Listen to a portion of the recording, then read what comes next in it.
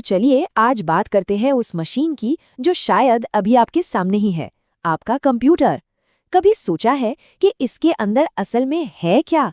आज हम कंप्यूटर के पुर्जे पुर्जे को समझेंगे, मतलब स्क्रीन से लेकर उसकी मेमोरी की गहराई तक।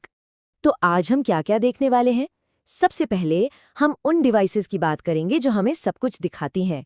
फिर हम देखेंगे कि स्क्रीन की चीजें कागज पर कैसे आती हैं। और आखिर में हम कंप्यूटर की याददाश्त यानी उसकी दो सबसे जरूरी मेमोरी के बारे में जानेंगे। चलिए शुरू करते हैं उस हिस्से से जिससे हमारा सबसे सीधा वास्ता पड़ता है। जी हाँ, बात हो रही है मॉनिटर की। देखिए, मॉनिटर टेक्नोलॉजी का भी अपना एक सफर रहा है। याद हैं वो पुराने बड़े बड़े डिब्बे वाले सीआरटी मॉनिटर जो बहुत बिजली खाते थे? फिर आए एलसीडी जो पतले थे, हल्के थे और इसी वजह से लैपटॉप से लेके मोबाइल तक हर जगह छा गए। और आज हम एलईडी मॉनिटर देखते हैं जिनका कॉन्ट्रास्ट और रंग बेहतरीन होते हैं और ये बिजली भी कम खाते हैं। अच्छा, स्क्रीन पर जानकारी देखना तो ठीक है, पर अगर उसी जानकारी को हमें कागज पर चाहिए तो यहीं पर एंट्री होती है प्रिंटर्स की। चलिए इनकी दुनिया में चलते हैं। अब ये बहुत मजेदार बात है। दुनिया में जितने भी प्रिंटर हैं ना, उन्हें हम बस इन दो ग्रुप्स में बांट सकते हैं। और इसका आधार एक बहुत ही सीधा सा सवाल है, क्या प्रिंटर का सिर कागज को छूता है या नहीं? ये देखिए, ये है प्रिंटर्स का पूरा खानदान। एक तरफ है इम्पैक्ट प्रिंटर, जैसे वो पुराने डॉट मैट्रिक्स जो स्याही वाले रिबन पर पिन मारकर खटर पटर की आवाज के साथ प्रिंट करते थे। और दूसरी तरफ है आज के मॉडर्न नॉन इम्पैक्ट प्रिंटर, जैसे इंकजेट और लेजर, जो बिना छुए चुपचाप बेहतरीन क्वालिटी का प्रिंट निकाल देते हैं। और नॉन इम्पैक्ट की दुनिया का असली बादशाह है लेजर प्रिंटर।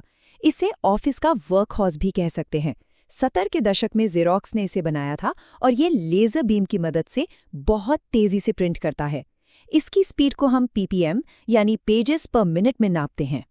पर तब क्या, जब हमें कुछ बहुत बड़ा प्रिंट करना हो, मतलब पोस्टर, बैनर या बिल्डिंग के नक्शे, उसके लिए आते हैं प्लॉटर्स। ये खास प्रिंटर होते हैं जो बड़े बड़े और बहुत सटीक काम करने के लिए ही बनाए जाते हैं। तो चलिए अब बाहर की दुनिया से निकलकर कंप्यूटर के दिमाग के अंदर चलते हैं। बात करते हैं उसकी मेमोरी की। इसको समझने का सबसे अच्छा तरीका है, इसे एक काम करने वाली मेज या वर्कबेंच की तरह सोचिए। जब भी कंप्यूटर कोई काम कर रहा होता है तो उससे जुड़ी सारी जरूरी चीजें इसी मेज पर रखी होती हैं ताकि प्रोसेसर फटाफट उन तक पहुंच सके। तो प्राइमरी मेमोरी में दो मुख्य खिलाड़ी हैं, रैम और रोम, और दोनों में जमीन आसमान का फर्क है। रैम मतलब वॉलेटाइल यानी अस्थायी। जैसे ही कंप्यूटर बंद, रैम में रखा सारा डेटा गायब। ये हमारी वर्कबेंच है। वहीं दूसरी तरफ रोम है नॉन वॉलेटाइल यानी परमानेंट। इसमें वो जरूरी निर्देश होते हैं जिनके बिना कंप्यूटर स्टार्ट भी नहीं हो सकता। अब नाम तो इसका रीड ओनली है, लेकिन समय के साथ इसमें भी बदलाव आए। ऐसी रोम्स भी बनी जिन्हें अपडेट किया जा सकता था। इसका सबसे बड़ा फायदा ये हुआ कि कंप्यूटर के सबसे बुनियादी प्रोग्राम्स को बिना कोई हार्डवेयर बदले सुधारा जा सकता था। तो अगर प्राइमरी मेमोरी हमारी वर्कबेंच थी जहां काम हो रहा था, तो फिर हमारा सारा सामान रखा कहाँ जाता है? वो रखा जाता है सेकेंडरी मेमोरी में, जो हमारी डिजिटल फाइलिंग कैबिनेट की तरह है। जी हाँ, यहीं पर हमारी सारी फाइल्स, सॉफ्टवेयर, ऑपरेटिंग सिस्टम, सब कुछ लंबे समय तक सुरक्षित रहता है। इसकी स्टोरेज कैपेसिटी बहुत ज़्यादा होती है, लेकिन ये प्राइमरी मेमोरी से थोड़ी धीमी होती है। जरा इस टेबल पर एक नज़र डालिए, ये कमाल का है। एक फ्लॉपी डिस्क जिसमें मुश्किल से कोई 1-2 फोटो आती थी, फिर आई सीडी जिसमें 700 MB तक डेटा आ सकता था, और फिर डीवीडी जिसमें 4.7 GB, मतलब पूरी की पूरी फिल्म। ये बताता है कि टेक्नोलॉजी कितनी तेजी से आगे बढ़ी है।